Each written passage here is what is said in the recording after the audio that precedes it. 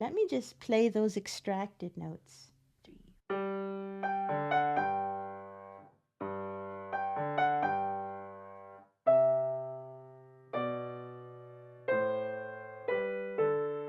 La, la, la, la, la. Descending movement by step.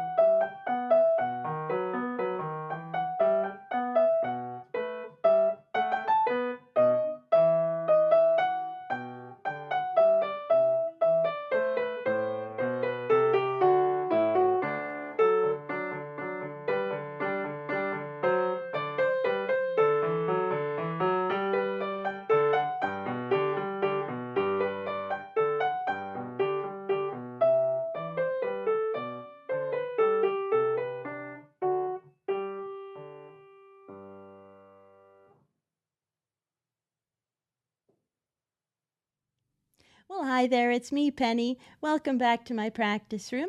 You just heard me perform an intermediate level piece that's been attributed to J.S. Bach. It's the G major minuet from the second book of the Notebook for Bach's wife, Anna Magdalena Bach. And that is from 1725. This is almost 300-year-old music. A lovely little piece, level 4 here in Canada, if you're counting. And it's a great entry point into Bach's music. And I wanted to talk a little bit about some of the things I listen for and that I try to avoid when I'm practicing this piece. So get your scores and your pencils out, and hopefully we can have some fun and improve our playing. So the first thing that strikes me about this piece, apart from the key of G major, which makes me think instantly of the Goldberg variations, but here, the same key is represented by a very miniature little piece, a lovely little piece, same key. It's always interesting to note the key Bach chooses for his pieces. And he's very proudly in G major here, because in the opening, what do we get? None other than a broken G major triad with a little kind of a turnaround point, if you will, or a linkage point. Sometimes I like to call these places. A nice little gesture, firmly in the key of G major, that gets repeated almost note for note in the left hand. So this imitation of right, left, right, even in this early intermediate level piece, is at play.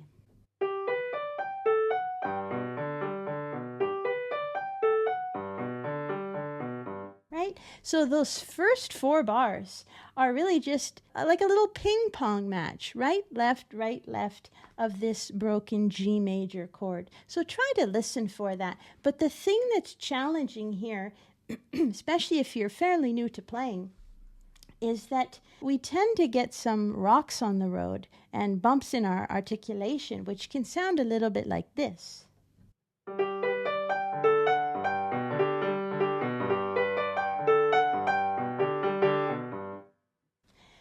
These notes in these broken chordal figures are, some of them are kind of far apart, right? G to A to, right? They're almost an octave apart. And there are some thirds as well. And so it's important to not rely exclusively on your fingers. They're like the doggies at the end of the leash, and we need to not let them take us for a walk. We take them for a walk, right? We take our fingers for a walk, or in this case, maybe a trot, right?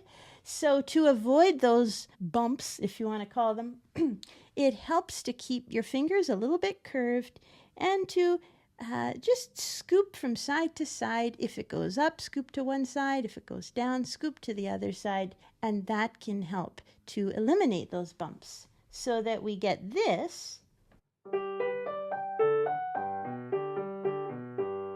instead of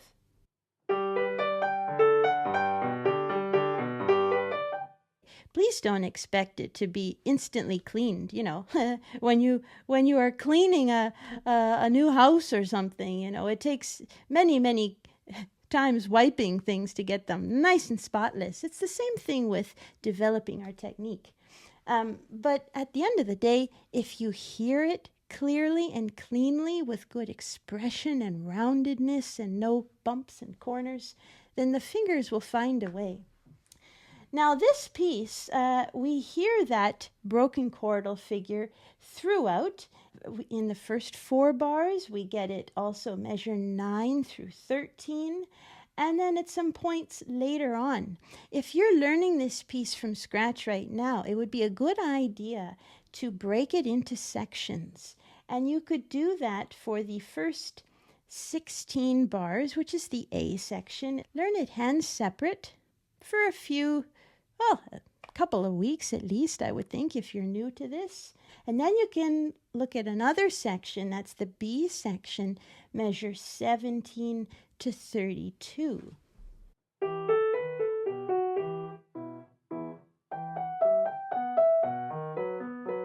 There's that little broken chord motive that we heard in the beginning. But we got some new things as well happening in this B section. And this is kind of the meat of the story. The drama is building up in our musical story. Things are happening. We're in E minor here, which is the relative of our home key, G major. And so that makes it kind of extra special and a bit moody. One thing too, in this second section, when you're looking at it, it's what strikes me about this is how the right hand rhythm here at measure 17, for those first 4 bars, 17 to 21, is the same as the right hand rhythm of the first 4 bars. But yet it sounds so different, right? Measure 1 to 4.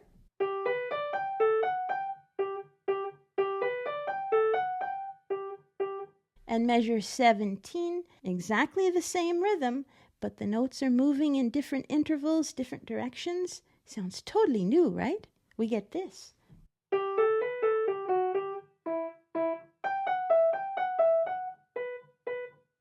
And the rhythm is not very fancy at all. Right? That's what turns me on about Bach's music, is how he can take something, a simple rhythm, and change the figurations within it, change the notes, the intervals, and it just sounds so fresh and new. And then when you change the key as well as he does here to E minor, that lends another totally different color.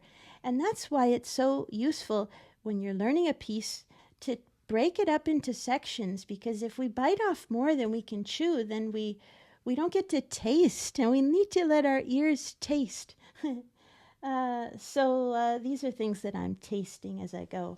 The other thing too interesting about this piece, and I guess it's fairly typical of this period of music, but it's extra clearly denoted for us, and that is the 4-bar structure. The whole piece is 4 bars plus 4 bars plus 4 plus 4. And another thing too, because so many players, when they're early players, early level, and even intermediate, they have a very difficult time of being able to start from anywhere in the piece. If I say, take it from the second beat of measure 26, and it's just like they're looking at a calculus problem that they have like me looking at a math problem. I don't know how to do it, right? Alarm bells. But yet if they take it from the beginning, for some reason they can get through the whole thing. It's like an electrical cord that's not plugged into the socket when that happens. You got to plug the socket in so that you can start from anywhere the piece. And another thing that I've been having some fun with in this piece, and that has to do with some of the main notes that I'm trying to listen for. I talk about this sometimes in my videos, and I think it's great to have some essential notes that you're listening for. Otherwise, it can get very notey, this kind of thing.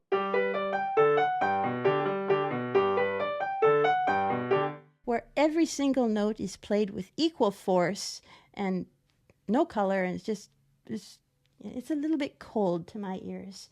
So I was having some fun, and this is kind of what my ears were latching on to. Let me just play those extracted notes.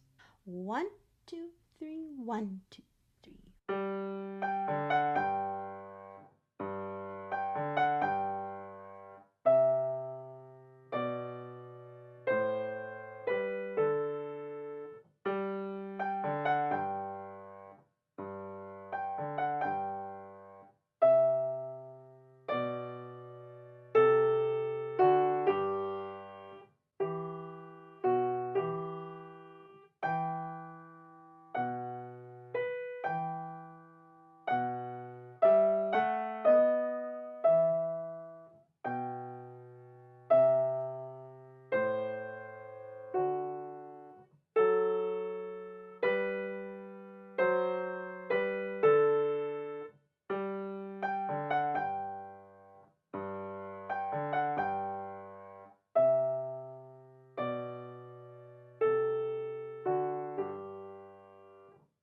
You know how I love listening for movement by step in Bach. It happens all the time. And it happens here in measure 5 through 8. I'm listening for, this is the passage that goes like this.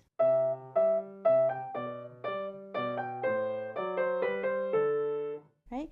So what I'm hearing there is descending movement by step. La, la, la, la. And you can sing that too, either away from the keyboard or as you play. That will get those notes in your ear more firmly than if you were not singing.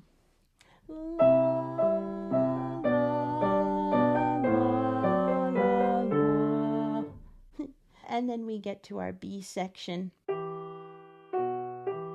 Here, we're in the relative minor. E minor is our key. 151, again, is what's being implied, just like in the opening. So I'm just trying to hear some of those main notes. And again, the rest of what's going on there, those other little eighth notes, I'm just trying to hear them a little bit more in the background. If this is getting into voicing, which is obviously a much more advanced skill to be mastered. At level 4, one is perhaps not doing a whole lot of voicing, unless one is really like chomping at the bit to play this stuff well. But it helps to be aware of it. And when you see the harmony change like this, even if you don't have some theory knowledge, you can probably hear that the music is changing, right? There's a change in color and mood from this and this. No, maybe we use the term one is brighter than the other. One is perhaps more illuminated, more majestic, more colorful, more bold, whatever. It's fun to come up with adjectives to describe the sounds we hear. And there's no right or wrong. It's whatever you hear. And that's what you want to bring out. So listening for these things, and when the harmony changes, as it does here, it goes from E minor back to the home key of G major. We want to change our sound a little bit. And so perhaps we might just kind of flesh out the tone, give it a little bit more fullness there.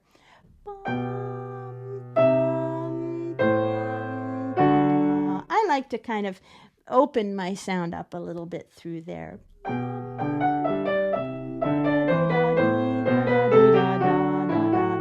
But then, what is this, right? This little bit here from 29 to 32, it's something new.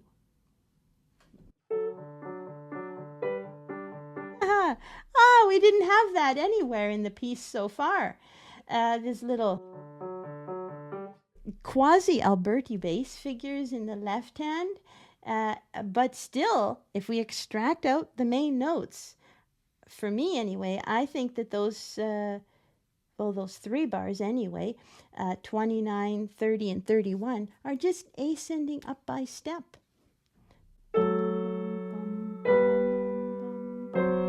The left hand, not quite, but the right hand is A, B, C, and back down. Right? So you can listen for that, and what will that translate into?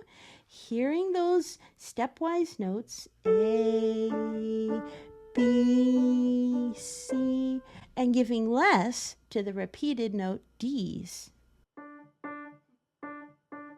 so that we avoid this.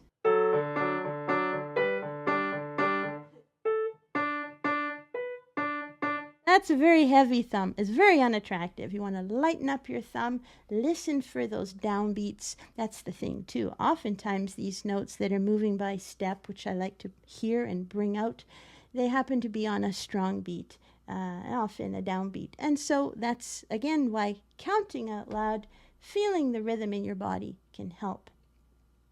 And then we are back proudly in G major at 33. And all of this is the same. 33 to 36, I believe, is the same as the first 4 bars. And then the last 4 bars is, as we said, almost identical to 13 to 16, just a tiny little change. Instead of going, he eliminates the triplet and gives us. So I think it makes it a little bit more final sounding. And so those are just some little points to get you moving and grooving with the music of Bach. I think it's a great piece for the introduction to playing Bach's music. And so I hope that these tips were helpful. Thanks for watching. Stay well, stay safe. Happy practicing to you, and we'll see you again soon for more performances of Bach's music and practice tips. Take care. Bye-bye.